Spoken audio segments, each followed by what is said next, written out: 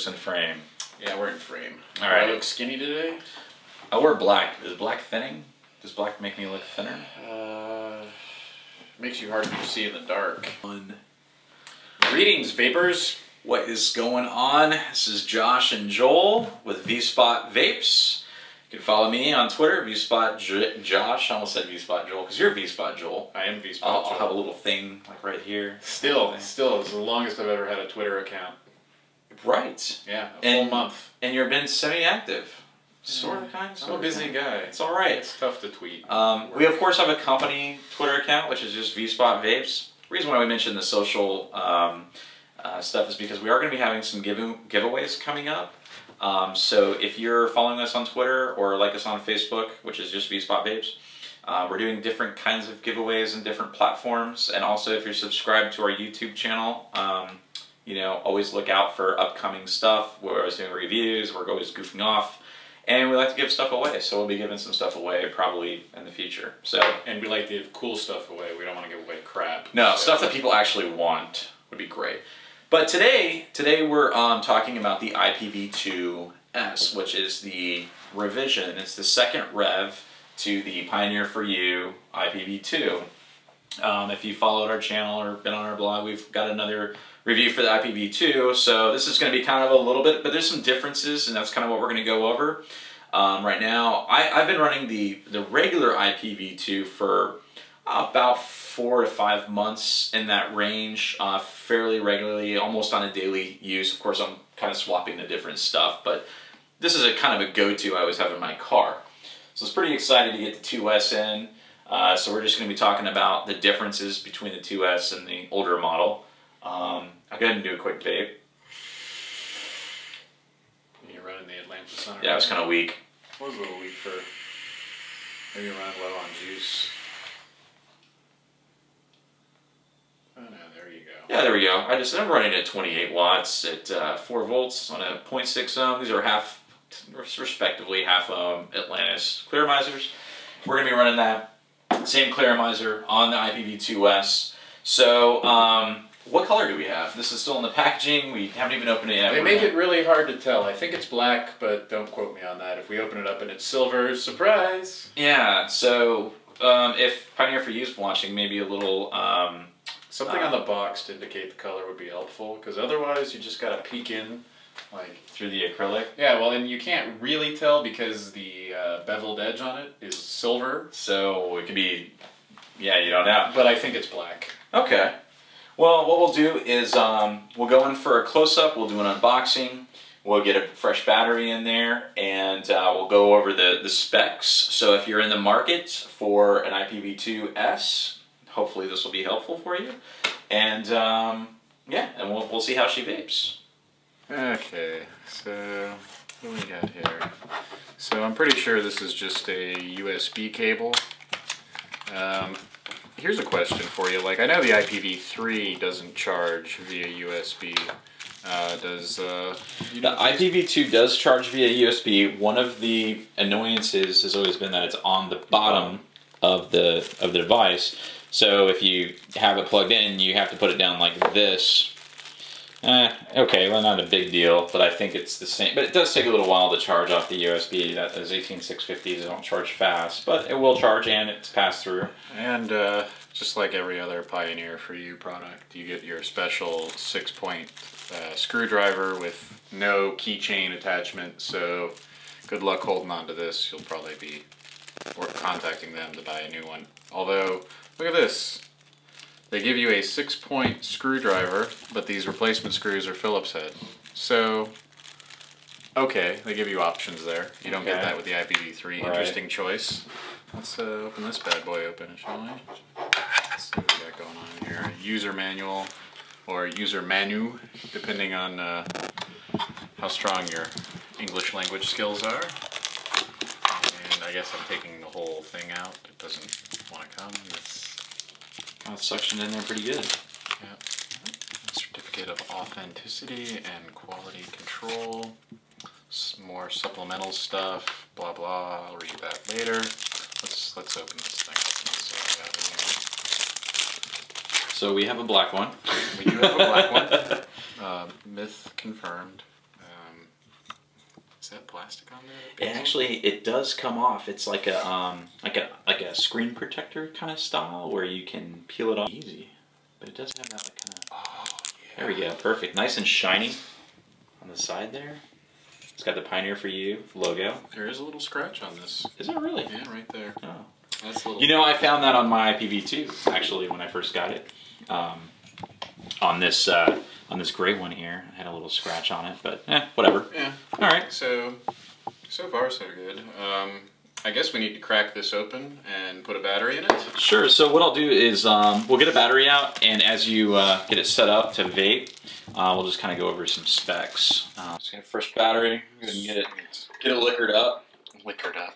So it's a 60 watt that has the SX330 V2 chip, which, like I said, is upgradable to 75 watts with the firmware update. Now, Pioneer4You says it's water resistant, that this box is water resistant. I don't know what that means or how far. Maybe it just means that they have better seals where the buttons are and the screen and all that kind of stuff, but I wouldn't go swimming with this thing or anything like that. No, I wouldn't either. Taking this back off, it doesn't seem like it would be a good place for water to get into. But it does have a manufacturer's 1-year warranty serviced in the U.S., so that's kind of nice. The output is 7 to 60 watts, like I said, 60 watts as it is, and has an output voltage between 3.6 and 8.5, which is pretty decent. As far as the atomizer resistance, you can go anywhere from 0.2 up to 3 ohms, and it has an auto ohm resistance meter, so you can kind of be fairly protected as far as if you go too low. It does have an OLED, almost a 1-inch screen. It's a 0.96 inch screen, so kind of zoom in on that there. Kind of that DNA 30 kind of DNA 40 kind of style look to it, where it has the resistance, the voltage, the wattage, and your battery meter, of course. It also, just like the iPV2, has a touch sensor on top, which I've always disabled. I've never been a fan of the touch fire button, which, on all of them have this, like, on top. You can enable this. Hopefully it zooms in a little bit better. Maybe not. Yeah, I've got it going here, so you just press the...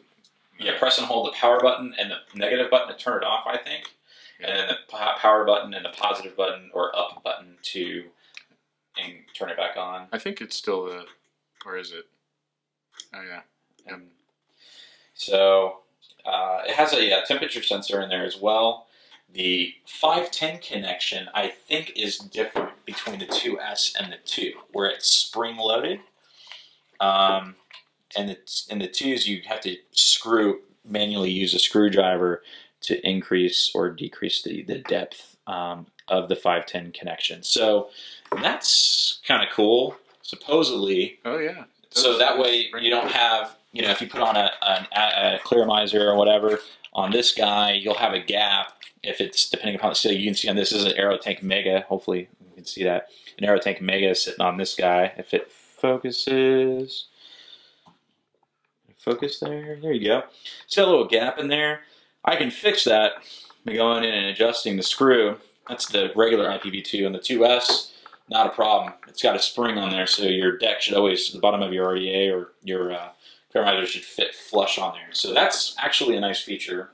All right, so I've got it at 27.5 watts. It says it's running 3.9 volts, and this coil is true. In the Atlantis, it's at half ohm according to this. So let's go ahead and see how it vapes off of this. I don't expect anything too different than what we normally experience, but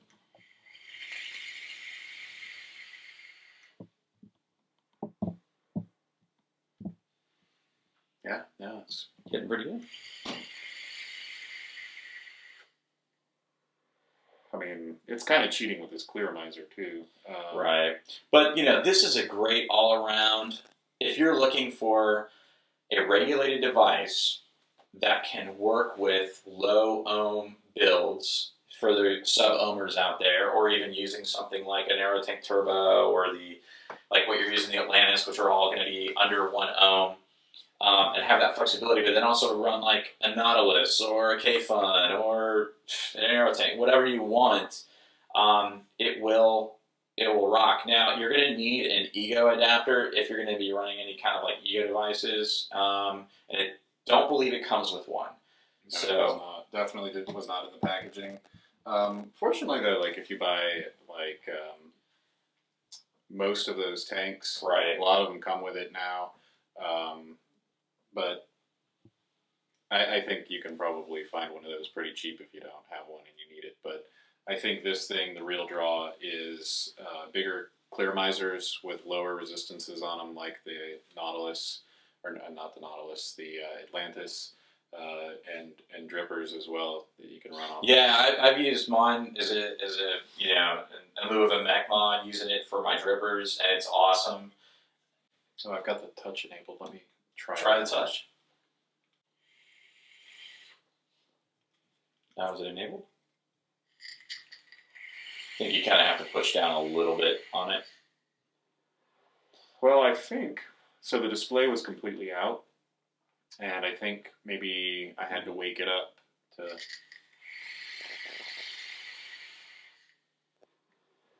Yeah, I don't know. I don't like the... It's a little kind of gimmicky to me, but, you know, whatever.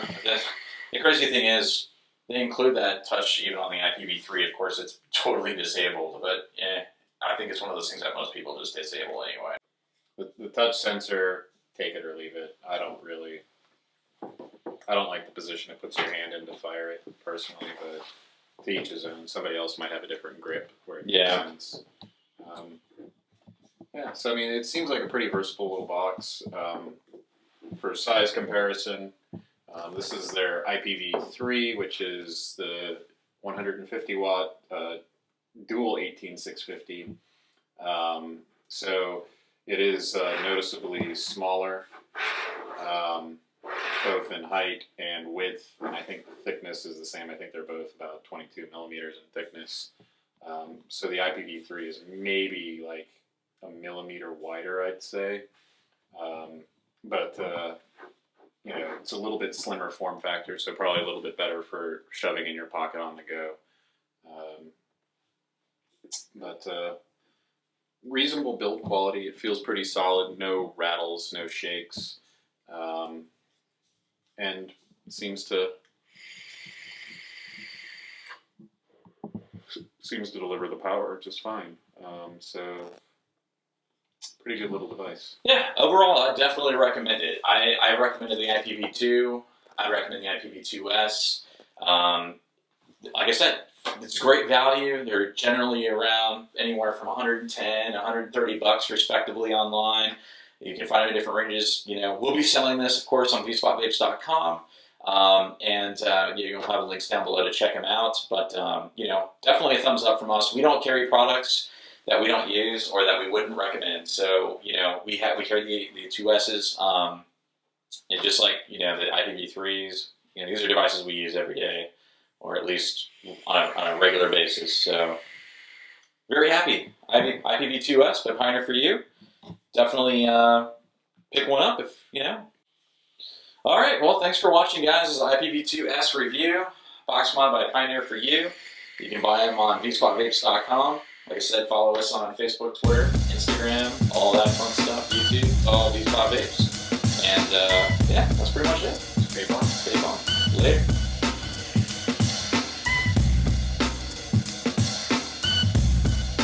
Wow, bro.